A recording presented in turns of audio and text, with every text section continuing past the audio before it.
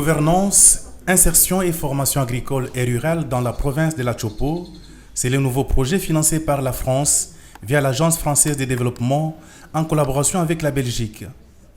Évalué à 10 millions d'euros, ce projet de 4 ans vise à contribuer au développement socio-économique inclusif et durable dans cette province à travers la valorisation et le renforcement du capital humain.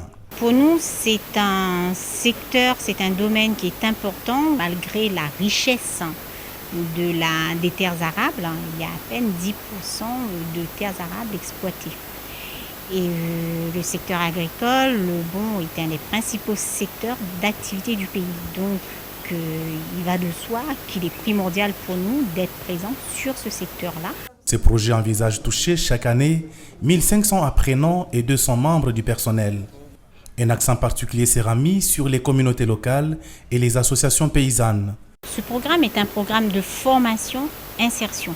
Donc, il y a certes le volet formation, qui est conduit par Enabel, mais il y a aussi un volet d'appui à l'installation et de préparation à l'installation. Et c'est de cette façon qu'on accompagne le transfert de technologie, le transfert de capacité. 4 instituts de formation technique, à savoir l'Institut technique agricole Itangambi, Yanonge, Simisimi et Maendeleo et l'Institut facultaire d'agronomie IFA de Yangambi ont été sélectionnés dans le cadre de ces projets. Il nous a paru très important de pouvoir joindre nos efforts avec ceux de la France pour pouvoir renforcer les capacités de 4 instituts techniques agricoles qui se trouvent, 3 se trouvant dans la ville de Kisangani et 1 se trouvant à Yangambi, en vue de pouvoir continuer nos efforts, pouvoir apporter des solutions durables pour l'amélioration de la vie de la jeunesse congolaise dans cette province. Et sera le plus grand résultat vous attendrez? Le plus grand résultat pour moi sera justement une sécurité alimentaire, une meilleure sécurité alimentaire à travers des apprenants qui auront appris des techniques agricoles qui permettent d'utiliser leurs parcelles au mieux qu'ils soient avec une maximisation des rendements sans épuisement des sols. Notons que ces financements s'inscrivent dans le cadre du protocole d'accord signé entre le directeur général de l'AFD et Nicolas Kazadi, ministre des Finances de la RDC, en décembre 2021, en présence du président de la République, Félix Antoine Tshisekedi. Cet accord prévoit des engagements du groupe AFD à hauteur de 500 millions d'euros entre 2022 et 2025 afin d'accompagner la RDC dans la mise en œuvre de ces réformes et investissements prioritaires en faveur d'une croissance inclusive et durable. Fort de son potentiel environnemental, la République démocratique du Congo détient 10% des ressources des eaux douces du monde et 52% des ressources des eaux douces d'Afrique. Au regard de ces ressources naturelles qu'elle détient, certains scientifiques pensent que cette classification n'est pas logique dans la mesure où les eaux de certains pays disparaissent. La RDC mérite un positionnement adéquat par rapport aux autres pays. Lorsqu'on parle des eaux douces, ça veut dire c'est de l'eau non salée. Et la classification se fait sur base de la dispensation ou de la répartition de ces eaux dans les différents bassins. Nous sommes dans le bassin du Congo et le bassin du Congo à lui seul regorge 10% des eaux. Comparativement à d'autres pays, c'est tout à fait évident et logique que les bassins du Congo soient placés à la 10e position tenant compte de la superficie des autres pays. Je trouve ça logique parce que scientifiquement, c'est prouvé. Lors de l'intervention de F. Bazaïba, vice-premier ministre et ministre de l'Environnement et du Développement durable, au 9e Forum mondial de l'eau au Sénégal, la RDC a été présentée comme une solution à la sécurité des eaux. F. Bazaïba a appelé les États membres à contribuer aux efforts à la rentabilité des ressources en eau en RDC. Nous avons de l'eau, nous avons ces potentiels environnementaux très importants, mais nous avons besoin de la technologie qui devra nous permettre de rentabiliser ces ressources en eau. C'est un élément important dont nous devons tenir compte. Ce n'est pas un élément que nous allons acheter ailleurs, parce que dessaler l'eau de la mer, ça coûte une fortune. Par contre, élargir l'adduction d'eau potable à la population n'est pas aussi cher.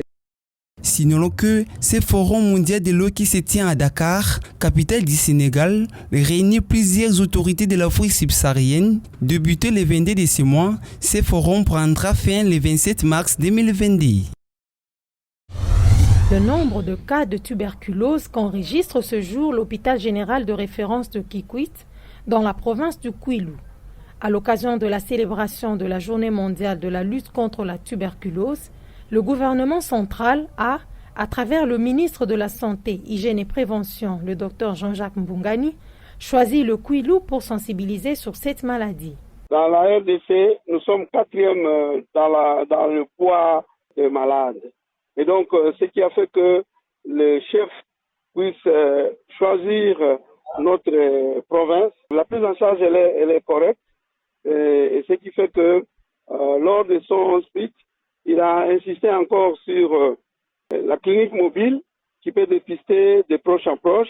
D'une espère peut aussi diagnostiquer le Covid, diagnostiquer beaucoup de maladies. Actuellement, là, nous avons, selon les rapports de la semaine qui est passée, nous sommes à 32 cas.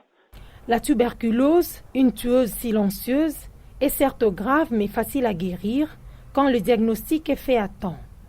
Tout, c'est le slogan adopté pour sensibiliser sur cette maladie, à en croire le chef de division de la santé de Kikwit.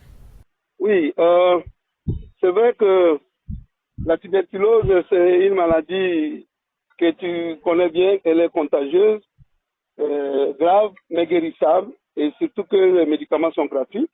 Est-ce que quand quelqu'un se rend compte qu'il a toussé pendant 2 semaines, par exemple, il vient lui-même au centre de santé pour se faire dépister? Oui, ça c'est la définition ancienne, mais maintenant c'est tout. C'est tout. Donc, de n'importe quelle durée, que ce soit d'hier ou d'avant-hier, tout. Donc, de n'importe quelle durée, on doit s'amener au centre. Ça donne déjà de bons résultats. Pour sa part, le médecin directeur de l'hôpital général de référence de Kikwit affirme que les malades sont suivis en ambulatoire. Et ce sont les malades qui sont en ambulatoire. Nous n'avons pas un malade tuberculeux interné à l'hôpital, sauf le cas des MDR. Les tuberculoses multirésistants, nous les avons 4 maintenant là, au sein de l'hôpital. Notons que le monde célèbre la journée de la lutte contre la tuberculose le 24 mars de chaque année. Malgré le dépistage et la prise en charge gratuite, 4500 décès de la tuberculose sont enregistrés en RDC par an, selon l'OMS. L'eau est une denrée très rare en République démocratique du Congo. Son manque est criant et n'épargne personne. Il se fait sentir même dans les hôpitaux. Dernier cas en date, l'hôpital général de référence de Kikwit, dans la province du Kwilu. L'eau potable, c'est un problème sérieux. Jusque-là, à l'hôpital, nous n'avons pas d'eau. Nous nous débrouillons. La Régie des eaux nous a placé un compteur prépayé. L'hôpital n'est pas subventionné. Nous n'avons pas de subsides. Nous nous prenons en charge. Donc, le peu que nous produisons ne suffit pas pour avoir une quantité suffisante de l'eau. L'idée d'avoir un forage au milieu de l'hôpital sera la meilleure. Outre ce problème d'eau, l'hôpital général de référence de Kikwit connaît un déficit de médicaments, raison pour laquelle il a retenu l'attention du gouvernement central.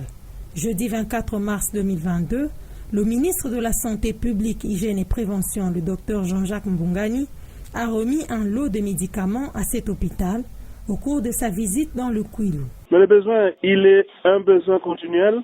Les médicaments sont des consommables. Nous sommes très contents.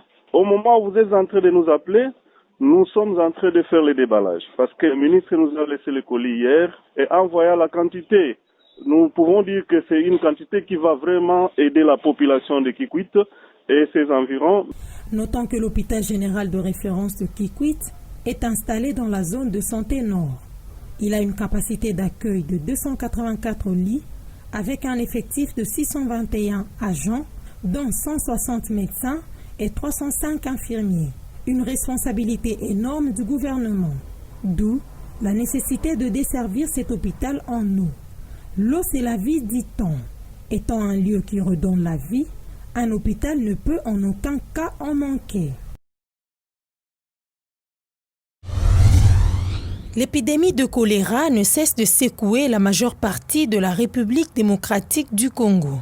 Pour la plupart des cas, cela est dû au manque d'accès à l'eau potable. C'est le cas de la zone de santé de Ouangata. Nos populations n'ont pas accès favorablement à l'eau potable. Il y en a certaines populations qui utilisent l'eau du fleuve. Les mêmes fleuves aident pour les lavages de leurs vêtements, les assiettes, les mêmes fleuves, la toilette. Donc, vous voyez tout ça, ce qui fait qu'il y a des recrudescences des cas de choléra. Bientôt là, nous venons d'élaborer nos plans d'action opérationnels. Et si vous prenez les plans d'action opérationnels de ma zone de santé, vous allez voir que parmi les besoins, il y a un besoin énorme en eau. Donc au moins, il y a seulement 35% de la population qui a l'accès à l'eau potable et 65% n'ont pas accès à l'eau potable. Et c'est un problème énorme. À en croire le médecin-chef de zone de santé de Ouangata, quelques cas ont été notifiés récemment. Les acteurs de la santé y travaillent pour essayer de mettre fin à cette situation. Récemment, il y a eu quelques cas de choléra notifiés dans l'une des zones de santé. Bien que la majorité de nos zones de santé, c'est l'acte fluvial, et nous aussi, nous avons certaines aires de santé du côté fluvial. Nous sommes là en train de surveiller. Et puis, nous avons aussi essayé d'échanger avec les responsables de nos aires de santé pour la notification immédiate de tout cas suspect de choléra. Donc, pour nous, notons que la situation du choléra en Afrique était au cœur des échanges vendredi 11 mars de l'année en cours entre le ministre de la Santé, Hygiène et Prévention, le Dr Jean-Jacques Mbongani, et des experts internationaux et nationaux en perspective de l'élaboration du programme multisectoriel national d'élimination du choléra PMNEC 2023-2025.